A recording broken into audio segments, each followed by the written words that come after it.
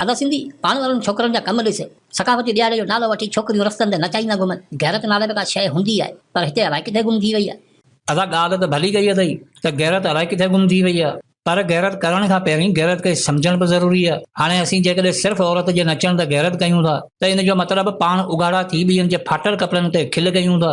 पंहिंजे दिलि ते हथ रखी ॿुधायो, छा असां कॾहिं उन्हनि माण्हुनि जे अॻियां गैरत ॾेखारी आहे जेकी चांहि जी अदड़ी ते वॾेरनि जी औताकनि ते ॿुहारो हणी सॼो ॾींहुं लाश बणियो वेठा हूंदा आहिनि ऐं उन्हनि जूं औरतूं पोरियो करे पंहिंजा बचा पालींदियूं आहिनि। गैरत उते छो नथी अचे जॾहिं 8 फुट जा कद खणी होटलनि ते वेही शापर वठींदड़ माण्हू सॼो ॾींहुं वक़्तु बर्बाद कनि था ऐं पंहिंजनि औरतुनि खे साड़ियुनि जे लाबारे ऐं कमंद जी कटाई ते छॾे अचनि था।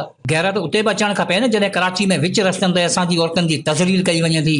गैरत उते बि अचणु खपे जॾहिं इनकम सपोर्ट जा पैसा वठण लाइ इन सिंध जे औरतुनि खे कतार में बीहारियो वञे थो। या अञा तव्हां चओ था त ॾाढे अॻियां असांजी कोन थी हले त पोइ शादियुनि ते गैरत खाई फंक्शन में औरत खे नचण खां मने करे ॾेखारियो। सच पुछो त ज़ाती तौर ते मूंखे बि इहो सुठो नथो लॻे त असांजूं औरतूं रस्तनि ते नचनि, पर छा कयूं? असां पंहिंजे समाज में बाक़ी छॾियो जाए जंहिंजा मिसाल ॾेई इन्हनि खे रोकण जी कोशिशि कयूं। असांजी हालत इहा आहे त ख़ैरात जा पैसा ज़ालनि खे मिलनि त ठरे जी थैली पी शहर में ॿाहिरि हलूं था, अरे पोइ हुतां अची हिते अयाशियूं कनि था, उते घरनि मां ॿाहिरि ई कोन निकिरूं। बाक़ी छा ते गैरत कयूं जॾहिं असां में का सगी न आहे, का सलाहियती न आहे, का ताक़त न आहे कुझु करण जी, त पोइ इहो कीअं चऊं त तव्हां हीअं न कयो जी असीं चऊं था हीअं कयो। ही अहिड़ा बहस आहिनि जेकी सिर्फ़ु वक़्त जो ज़ियान आहिनि, इन्हनि मां नतीजो कुझु बि कोन निकिरंदो। न तव्हां औरतुनि खे रोके सघो था, न ई सकाफ़ती ॾियारे खे पंहिंजी मर्ज़ी सां हलाए सघो था। इन करे वक़्त जी तक़ाज़ा इहा आहे त उहे शयूं हाईलाइट कयो जिन्हनि जी असांखे ज़रूरत आहे। असांखे नचणु, मौसीक़ी, हिलाल हराम जहिड़नि बहसनि खां हटी करे पंजनि हालतुनि ते गौर फ़िक्र करे ज़िंदगी में तब्दीली आणणी आहे। क़ौम जा बच्चा बुख ते आहिनि, धरती पेरनि मां निकिरणी पई वञे, वसीला अॻे ई नीलाम थी विया। प्राइमरी उस्ताद जी भर्ती लाइ उठ जेॾा शर्त रखी धारियुनि खे पूरनि डोमिसाइलनि ते आर्डर ॾिना वञनि पिया। सिंधी कराची में यतीम आहिनि, अफ़गानी रियासत खे ललकारे सरेआम हलनि था, कचे जा धाड़ेल पुलिस खे इशारनि ते हलाइनि था ऐं उहा पुलिस उन्हनि खे छॾे शागिर्दनि खे हाफ फ्राई करण जूं धमकियूं ॾिए थी। बहस उहे कयो जिन्हनि मां कुझु वरे, कुझु हासिल न बि थिए पर ॿियनि खे ख़बर पवे त असां सां छा पियो थिए। बाक़ी जेकॾहिं औरत नचणु छॾे ॾिनो पोइ छा इनकलाब अची वेंदो, महरूमियूं ख़तम थी वेंदियूं, धारिया सिंध छॾे हलिया वेंदा या वसीला वापसि अची वेंदा? क़ौमियत ते अचो, इतिहाद ते अचो, सियासत ते ॻाल्हायो, सवाल कयो, इहे ई शयूं तव्हांखे नतीजो ॾींदियूं। भली ॻाल्हि त सही कई अथई, पर हिकिड़ी ॻाल्हि सम्झ में नथी अचे ऐं पाकिस्तान में ॿियूं बि त क़ौमूं रहनि थियूं, पोइ अहिड़ो ज़ुल्म सिर्फ़ु असां सिंधियुनि सां छो आहे?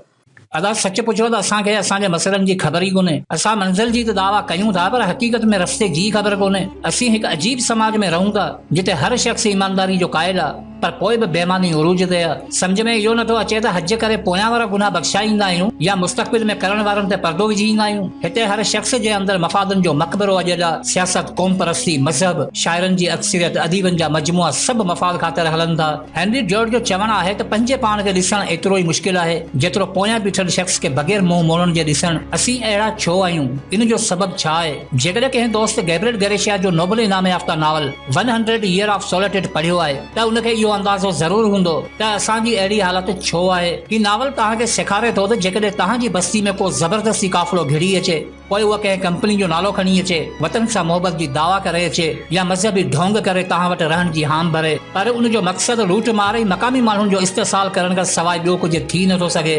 ॾिसो, तजसुस जेकॾहिं तव्हांखे अकेलाइत जो शिकार बणाए छॾे त तव्हां तकलीफ़ खां ख़ाली थी वेंदा आहियो ऐं समाज खां अलहदा थियण लॻंदा आहियो ऐं समाज खां अलहदगी जो मतिलबु मौत आहे। हिकिड़ी ॻाल्हि हमेशह यादि रखो त अधूरियूं जंगूं ऐं अधूरा इनकलाब सिर्फ़ु उन्हनि खे नुक़सान नाहिनि पहुचाईंदा जेकी उन्हनि तहरीकनि जी शुरूआत कनि था, बल्कि अहिड़ा अज़ावा केतिरनि ई नसलनि खे तबाह करे छॾनि था। हिकु अहिड़ी जंग हिन नावल में बि विढ़ी वञे थी जेका ऐन फ़ैसिले जे वक़्तु ख़तमु कई वञे थी। नतीजे में उन्हनि जे हथां ईंदड़ 3 नसलूं गजर मुरी जीअं कटनियूं रहनि थियूं। मज़ामत खां बग़ैर को बि इंसान, का बि बस्ती, भले पूरो नसल छो न हुजे, पंहिंजी बका बरक़रार नथो रखी सघे। इनफरादी ज़िंदगी खां वठी इज्तिमाई ज़िंदगी ताईं इंसान पंहिंजी बाक़ियात लाइ हर वक़्तु हालत जंग में रहे थो। मुंहिंजे लाइ सभ खां वॾो मसइलो इहो आहे त जेको आउं सम्झाइण जी कोशिशि कयां थो अक्सरियत कुझु ॿियो सम्झे थी। तमामु घटि अहिड़ा दोस्त आहिनि जेके हक़ीक़ी मतिलबु सम्झी सघनि था। हिते असांखे अक्सर अहिड़ा जुमिला ॿुधण लाइ मिलंदा आहिनि त अमन ऐं सुकून सां रहो, पर जेकी अहिड़ियूं ॻाल्हियूं कनि था शायदि उहे हिन दुनिया खां वाक़िफ़ न आहिनि। अमेरिका दुनिया जो सुपर पावर मुल्क आहे, उते जी अवाम लाइ दुनिया जी हर सहूलियत मौजूदु आहे, पोइ बि सुकून सां नथो रहे। इराक, ईरान, शाम, लिबनान अहिड़ो कहिड़ो मुल्क आहे जेको उनजे ज़ुल्म खां बचियल आहे? ज़रूरत कहिड़ी आहे जॾहिं त हर शइ मौजूदु आहे, पोइ बि सुकून सां नथो रहे। रूस दुनिया जी ॿिए नंबर ते वॾी ताक़त आहे, पर यूक्रेन जहिड़े मुल्क सां विढ़ियो पियो आहे। चीन हुजे या जापान, जर्मन हुजे या फ्रांस, दुनिया में जेकी बि तरक़ी याफ़्ता रियासतूं या क़ौमूं रहनि थियूं उन्हनि खे इहा ख़बर आहे त जेकॾहिं असां गोॾा खोलिया त गर्दन ते तलवार हूंदी, छो त उन्हनि क़ौमनि वटि इल्मु आहे, उन्हनि तारीख़ तारीख़ में सबक सिखियो आहे। उहे ॼाणनि थियूं त बूंदे ख़ानदान ऐं मोकोंदो जे वतन तां जॾहिं मज़ाहमत मोकिलाई वञे थी तॾहिं उहे कीन तनाई ऐं मायूसी जो शिकार थी पंहिंजी तहज़ीब विञाए छॾनि था। तव्हां चोरी कयो था इहो ग़लति आहे, पर जेकॾहिं चोर खे चोरी करण खां रोकण लाइ मुक़ाबिलो कयो था त इन में कुझु ग़लति नाहे। तव्हांजे प्लाट ते कब्ज़ो थिए थो त तव्हांखे विढ़णो पवंदो, तव्हांजी ज़मीन हटाई वञे थी त तव्हांखे विढ़णो पवंदो। कानूनी वेड़ विड़ो या हथियार खणो, पर सुकून सां वेहण जो मतिलबु पंहिंजा हक़ विञाइण हूंदो आहे। पंहिंजी तारीख़ उतलाए ॾिसो, सिंध कॾहिं बि कंहिं ॿिए मुल्क ते हमलो न कयो, पर बदिले में दुनिया छा कयो, लोफर, जलाद ऐं रेज़न क़िस्म जा माण्हू बि असां ते काह करे आया ऐं केतिरा ई नसल खाई विया। पर हिते अदमियो इहो आहे त असांखे पंजनि हालतनि जी ख़बर ई कोन्हे, छो त इल्मी मैदान में असांजी नो एंट्री आहे। असां बसि वाजनि वांगुरु वॼाया वञूं पिया, कार्ड ज़रिए शनाख्त ॾेई वोट वठण जा नाटक करे उन्हनि जलादनि जा नसल हुक्मरानी कंदा पिया अचनि जिन्हनि कॾहिं बि तव्हांजे वजूद सां वफ़ा न कई। पर असां इन में ख़ुशि आहियूं छो त असांखे ख़बर ई नाहे। चिली जो हिकु अज़ीम राइटर पेपलो नेरोडो लिखे थो त मरण हिकु अमल आहे ऐं हिन अमल जो आगाज़ तॾहिं थिए थो जॾहिं तव्हां सफ़र करणु छॾे ॾियो था, किताबनि खां दूरी अख़्तियार कयो था, जॾहिं तव्हां मुख़्तलिफ़ आवाज़ ॿुधो था, पोइ बि ख़ामोशी अख़्तियार कयो था।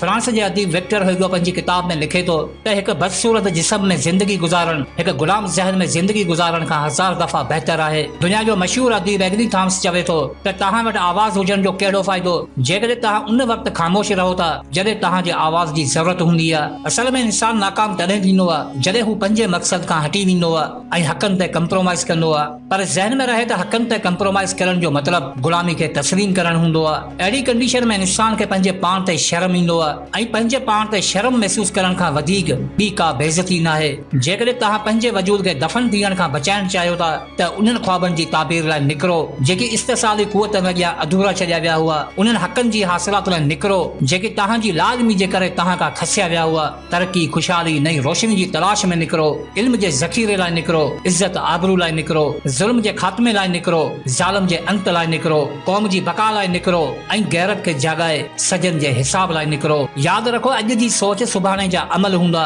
सुभाणे जा अमल आईंदे जा नतीजा हूंदा। भले सच जा वेरी हज़ार हुजनि, कूड़ जा काफ़िला तव्हांजा दुश्मन हुजनि, पर सच खे लिकाए पंहिंजे नसल सां गद्दारी न कयो, छो त दुनिया जे अज़ीम सचाइनि मां हिकु सचाई इहा बि आहे त कूड़ ते ख़ुशियूं वरंदियूं नाहिनि ऐं अज़मतूं कॾहिं मरंदियूं नाहिनि।